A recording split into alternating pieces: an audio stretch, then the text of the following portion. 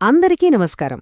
మన పిల్లలకి మంచి విలువలు నేర్పించాలి అనుకుంటాం కదా, కానీ అదంత సులభం కాదు. వాళ్ళకి అర్థమయ్యేలా, గుర్తుండిపోయేలా ఎలా చెప్పాలి? ఈరోజు మనం రుషిక అనే ఓ చిన్నారి కథ ద్వారా ప్రయత్నం, క్రమశిక్షణ అనే రెండు చాలా ముఖ్యమైన పాఠాల గురించి తెలుసుకుందాం.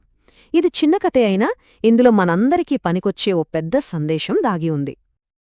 ఈ విశ్లేషణలో మనం ఏం చూడబోతున్నామో ఓసారి చూద్దాం. ముందుగా విలువలతో మన ప్రయాణాన్ని మొదలుపెడదాం. ఆ తర్వాత ప్రయత్నం అంటే ఏంటి, క్రమశిక్షణ మనకెంత అవసరమో అర్థం చేసుకుందాం. ఇక చివరగా ఈ పాఠాలు మన రోజువారీ జీవితంలో ఎలా ఉపయోగపడతాయో చర్చిద్దాం. సరే, మన ప్రయాణంలో మొదటి అడుగు ప్రయత్నం యొక్క కళ. అంటే ఏదో పని చేశాం అనిపించుకోవడం కాదు. మనం చేసే ప్రతి చిన్న పనిలో మనసు పెడితే దాన్నుంచి ఎంత అద్భుతమైన శక్తి వస్తుందో ఇప్పుడు చూద్దాం. సో, ఇక్కడ అసలు పాయింట్ ఏంటంటే శ్రద్ధ, ప్రయత్నం. పనిని గబగబా పూర్తి చేయడం ముఖ్యం కాదు, దాని ఎంత మనసు పెట్టి ఎంత శ్రద్ధగా చేశామన్నదే ముఖ్యం. ఫలితం ఎలా ఉన్నా సరే మనం పెట్టే ఆ ప్రయత్నంలోనే అసలైన గెలుపుంటుంది. ఈ ఆలోచన ఈరోజు కొత్తగా వచ్చింది కాదు. దీనికి చాలా పురాతనమైన మూలాలున్నాయి. భగవద్గీతలో చెప్పిన ఈ శ్లోకం చూడండి. యోగః కర్మసు కౌశలం అంటుంది. అంటే మనం చేసే పనులలో నైపుణ్యం చూపించడమే అసలైన యోగమనర్థం. మనం చేసే పనిమీద మనకున్న దృక్పథాన్నే ఇది పూర్తిగా మార్చేస్తుంది కదూ. అయితే భగవద్గీతలో అంత గొప్పగా చెప్పిన విషయాన్ని ఓ చిన్నారికి ఎలా చెప్పాలి? అక్కడే ఈ సింపుల్ మాట ఉపయోగపడుతుంది. పని బాగా చెయ్యాలి, మనసుతో చెయ్యాలి. ఈ వాక్యం గుర్తుపెట్టుకోవడం ఎంత తేలికో చూడండి. కాని దీని ప్రభావం చాలా లోతైనది.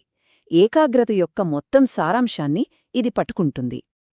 ఈ విలువను ఆచరణలో చూద్దాం. రుషిక కథలో పాపం రుషిక తన డ్రాయింగ్ హోంవర్క్ చేస్తోంది, కాని తొందరపడ్డంతో లైన్ కాస్త పక్కకు పోయింది. అంతే, ఆమెకు చాలా బాధేసింది. అప్పుడే చిన్న కృష్ణుడు వచ్చి ఒక మంచి సలహా ఇచ్చాడు.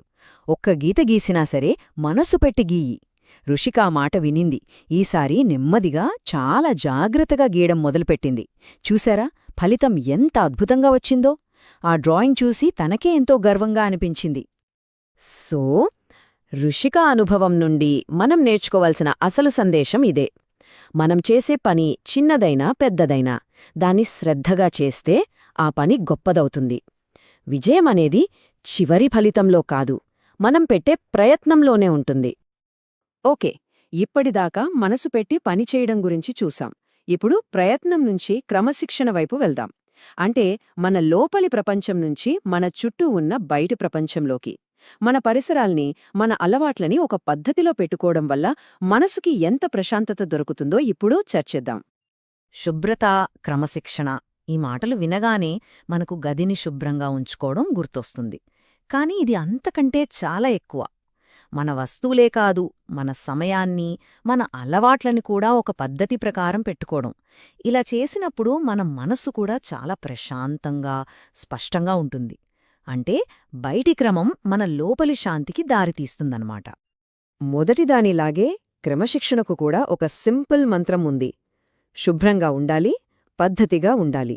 ఈ చిన్న మాట రోజూ మనకు మనం గుర్తుచేసుకోవడానికి చాలా శక్తివంతమైనది. ఇది గనక ఒక అలవాటుగా మారిందంటే జీవితం చాలా సులభమవుతుంది. ఇక్కడ చూడండి, రుషిక స్కూల్ నుంచి ఇంటికి వచ్చింది. అలసటతో బ్యాగ్ ఒకచోట, బూట్లింకోచోట పడేసింది. గది అంతా చిందరవందరగైపోయింది. కాని కృష్ణుడి మాట విన్నాక ఆమె తన వస్తువులన్నీ తీసి చక్కగా సర్దిపెట్టింది. వెంటనే గది మాత్రమే కాదు, ఆమె మనస్సు కూడా ఎంత ప్రశాంతంగా, తేలికగా మారిందో గమనించారా? ఈ కథలో చిన్న కృష్ణుడు చెప్పిన ఈ ఒక్క మాట చాలు. క్రమశిక్షణ నీ భవిష్యత్తుకి స్నేహితుడు. ఎంత అద్భుతమైన మాట కదా ఇది! ఈరోజు మనం చేసే చిన్న చిన్న పనులు, మన చిన్న చిన్న అలవాట్లే మన రేపటి భవిష్యత్తును నిర్మిస్తాయి. అంటే క్రమశిక్షణ అనేది ఓ భారం కాదు, మన భవిష్యత్తుకు సాయం చేసే ఓ మంచి స్నేహితుడన్నమాట. కాబట్టి ఈ రెండో పాఠం నుంచి మనం గ్రహించాల్సిందేమిటంటే శుభ్రత, క్రమశిక్షణ మన రోజుని చాలా సులభం చేస్తాయి. అన్నీ ఒక పద్ధతిలో ఉన్నప్పుడు మనకు టెన్షన్ తగ్గుతుంది, పనుల్ని ఇంకా బాగా చేసుకోగలుగుతాం. సరే, ఇప్పటిదాకా మనం ప్రయత్నం గురించి, క్రమశిక్షణ గురించి విడివిడిగా చూసాం. ఇప్పుడు ఈ రెండింటినీ కలిపి చూద్దాం. మన జీవితానికి ఇవి రెండూ కలిసి ఎలా బలాన్నిస్తాయో తెలుసుకుందాం. నిజానికి రెండూ వేర్వేరు కానే కాదు. ఒకే నాణ్యానికి బొమ్మ బొరుసులాంటివి. అంకితభావంతో చేసే ప్రయత్నం మన పనిలో మనకు గర్వాన్నిస్తే, రోజువారీ క్రమశిక్షణ మన జీవితానికి శాంతినిస్తుంది.